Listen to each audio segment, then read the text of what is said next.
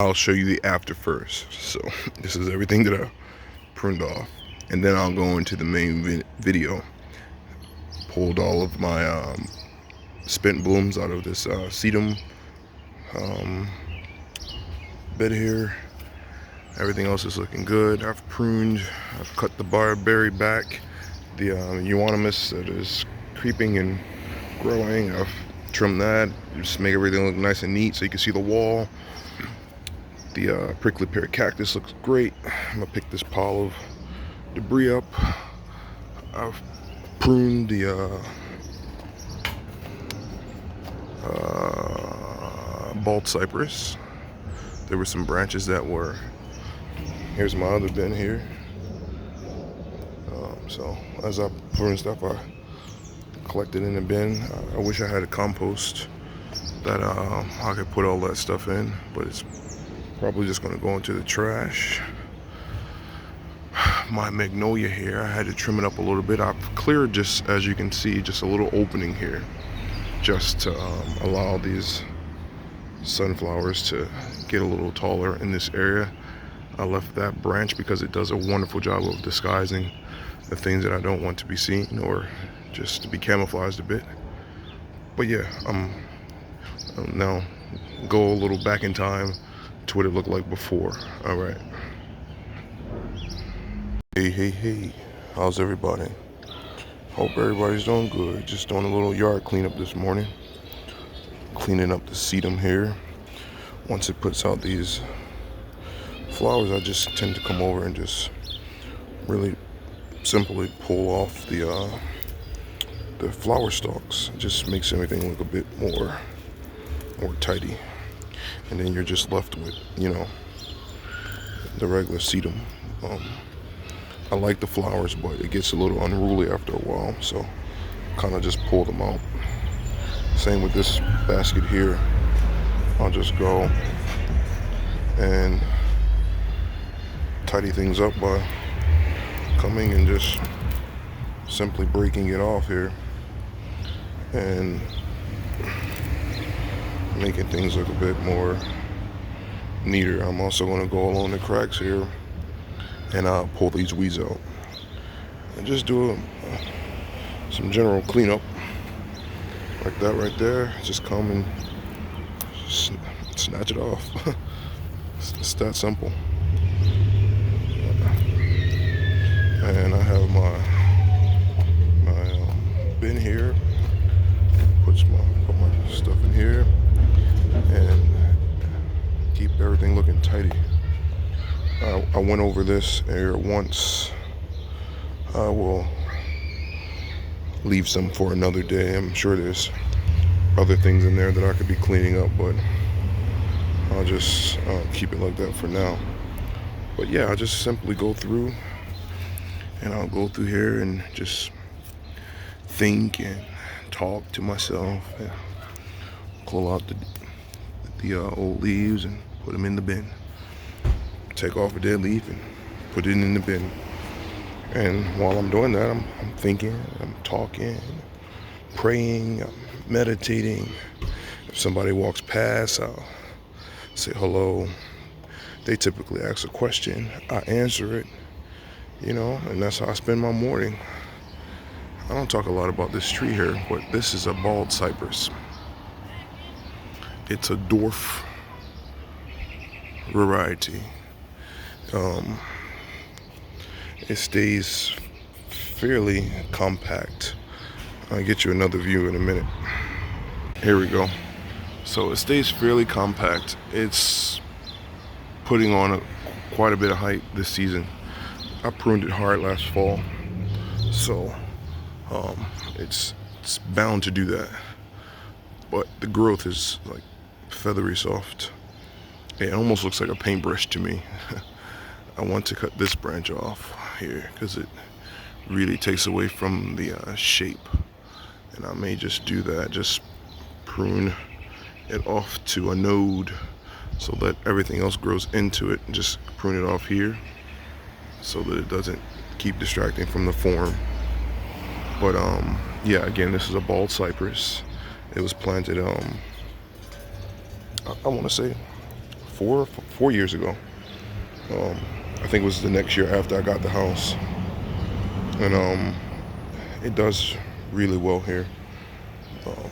It's wrapped with these little twinkly solar lights, which makes it like sparkle in the wintertime. There's a video that I'll link below with that. I really like those.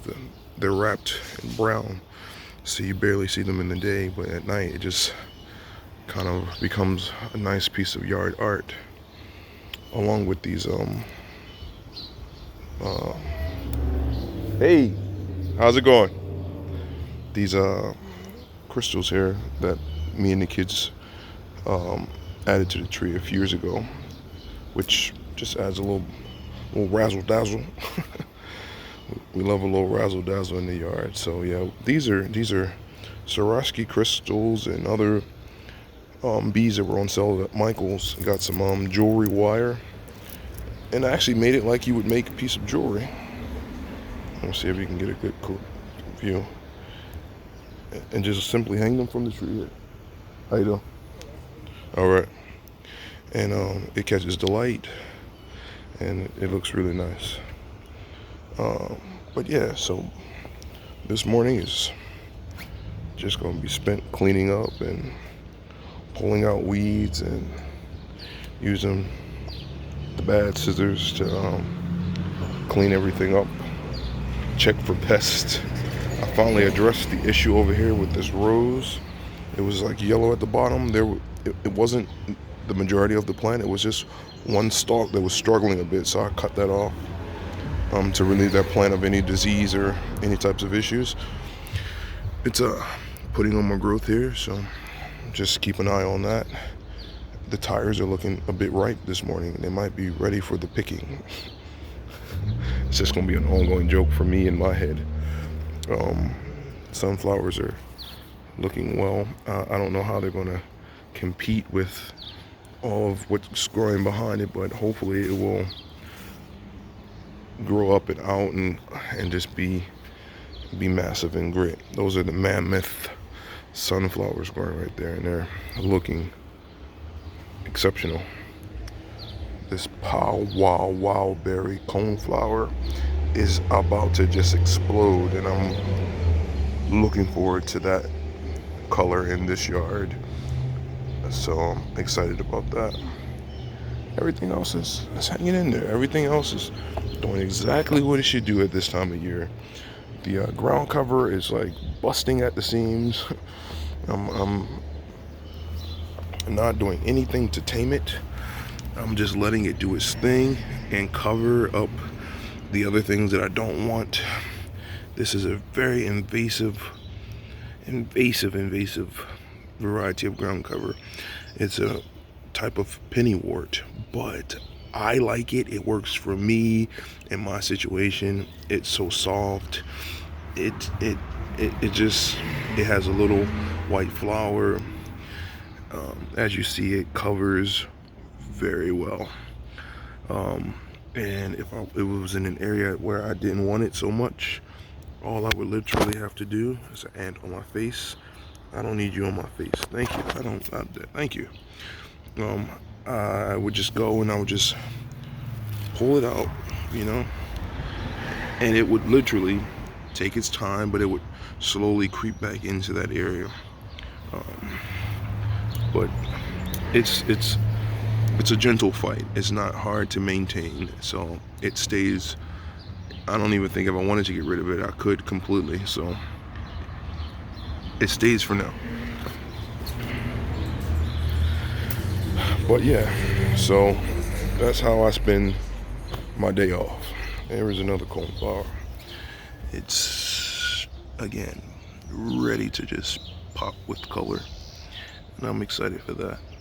I love the foliage. It stays just this nice sculptural, textural shape all season long. They're drought tolerant. They don't need any attention. Maybe a dead head of a bloom that gets a little unsightly.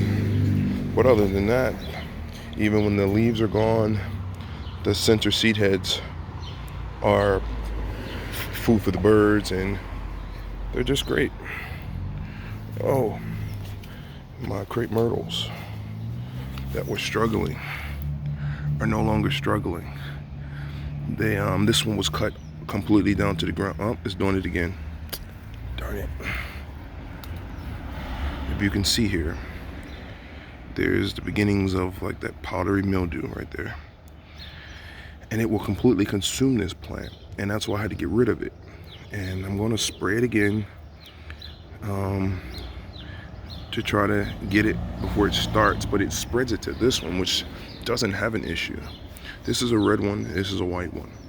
On this dark foliage, they're stunning plants. But again, my philosophy is if something doesn't bring you joy and becomes a chore, get rid of it, because there are so many things you could replace it with that would make you happy and are a lot easier. Petunia's looking great. I complained the other day that I never get to see the blooms, and ever since then it's just like, oh, you want blooms? Okay, all right. Because it's just been amazing for the last couple of days. I enjoy looking at that. Celosia back there is looking good. But yeah, back to the crepe myrtle. This variety, I don't know. I looked it up, and it does have a problem with powdery mildew, and there are some things you can do, I guess, synthetically that would help it. But I try to be as all natural as possible. This one does okay. It just gets infected by the other one. I might have to pull that out, dig it up, and just remove that one completely, because that variety, that one gets it bad. This one, as you can see, it's maintaining its growth. It had an issue, it's recovered from it, but I don't want the problem, so I might have to just get rid of the problem. But other than that, this euonymus, I think that's what this is called. It's just a piece of yard art for me. I love it. I've sculpted it around this structure here, and I put this piece of plexiglass here. I drilled a couple holes. I actually bought this off of Amazon. It was a 14 by 14 or 12 by 12 piece of colored plexiglass, and I like it because it casts this red cast over the yard.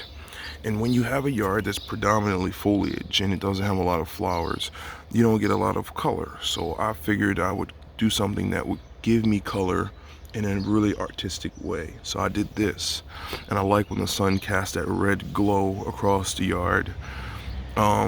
It's quite special. And the euonymus, if I'm pronouncing that correctly, just has filled in over this little trellis. I had a little butterfly here as well, and it's just something different. It's unique to my space because I created it, and I like it a lot. That color plexiglass. I want to create a mobile or of yard art of some kind out of colored plexiglass for yards. Maybe you all could help me out with that. Give me some ideas. But I'm thinking I want to create something on iron with a bigger version of that, with plexiglass, black iron, something that'll weather nicely. But when the sun casts through it, there's just like beams of colored light that kind of like create this art. Yeah, more on that later, because that's been in my head, and I really would like to kind of make that happen. But yeah, I'm gonna finish pulling out these. I may just get rid of all of them, because just give it a nice fresh start for the summer. The ants are not back, but they're still here, so I'm gonna flush this out again today. The barberry bush is amazing. These were from Memorial Day from the dollar store. They're nice, corrugated little things. Decided to keep them. They're pretty cool. Rose is putting on some new growth after deadheading it. I'll fill the bird bath up, and that'll be my morning, and I'll go on with the rest of the day. Here it is again from the other side. The ants. So, you all have a good day.